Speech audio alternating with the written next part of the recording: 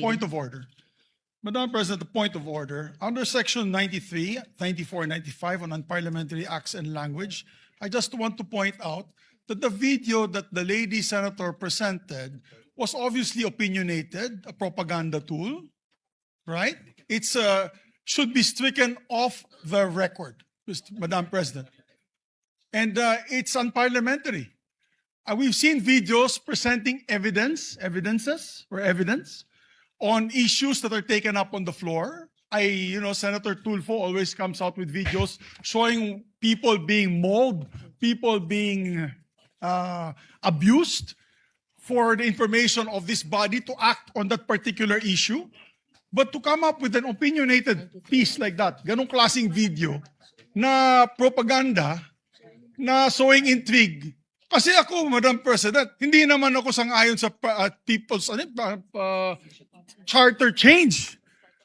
I was the first one in this institution who fought that kind of move with the PI, and all of us together, kaming lahat, for the first time in the history of the Senate, 24 senators tumayo dyan at pinasapu natin yung Contra People's Initiative, na fake People's Initiative, na talagang kinall out natin yung lahat ng grupo ng tumutulak nun, from the Speaker and even Malacanang, kinalaban natin.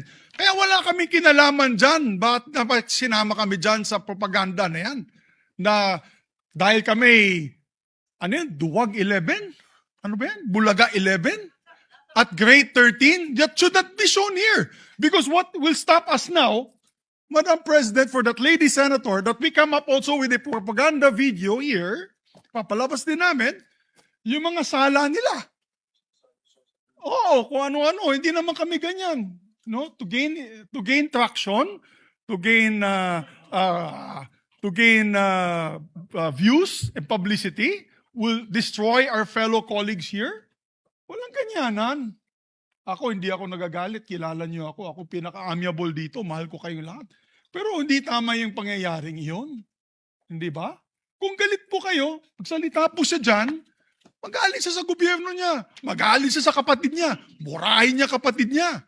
Pero wag naman niya idamay yung mga tao na walang kinalaman dyan. Katulad niyan, never ako kinausap ni Senate President Soto. Never ako kinausap ng mga kasamahan ko dito about charter change. Kasi alam din nila, tutol ako. Tinanong ko din sila, wala silang kausap, wala silang kinalaman, wala silang alam sa charter change. This whole group is just nodding, shaking their heads. There is no such thing. Inday-badiday na ba tayo dito sa Senado? Kaya sinasabi, we're a circus. I apologize to those who are watching. They think we're a circus. We are a circus because this type of language that we are pushing in this August chamber, it's unparliamentary, Madam President. It is unparliamentary. And I'll tell you now, these people here, ladies and gentlemen, in this body, are not in favor of any amendments to the Constitution. We just want to bring back the integrity of this same chamber. Cannot we discuss that as a group, as a body, that we fight for our integrity, for the good name to be brought back, for people like Jokno, people like Tanyada, people like Aquino, people like Salonga, even Frank Drilon, people like Miriam Defensor Santiago, Joker Arroyo, who stood here for what was the best times of our institution. Have we forgotten that and we've made it already like a circus, Madam Chair? I do not agree. Because I'm not Macamarcos. I'm not, so when you come up with a propaganda tool like that, hitting all of us, it makes us look that we are, nasa panig po kami ng mali at nasa panig po kami ng mga demonyo. Diba? May panindigan po kami lahat dito, Madam President. So therefore, you can see my passion on this. I move to strike the horrible propaganda video off the records of this great institution, Madam President.